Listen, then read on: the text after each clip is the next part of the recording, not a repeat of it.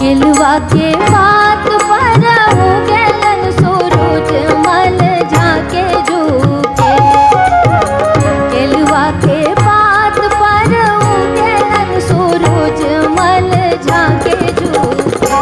है करेलू छठ बरतिया से झाके झुके। है करेलू छठ बरतिया से झाके झुके।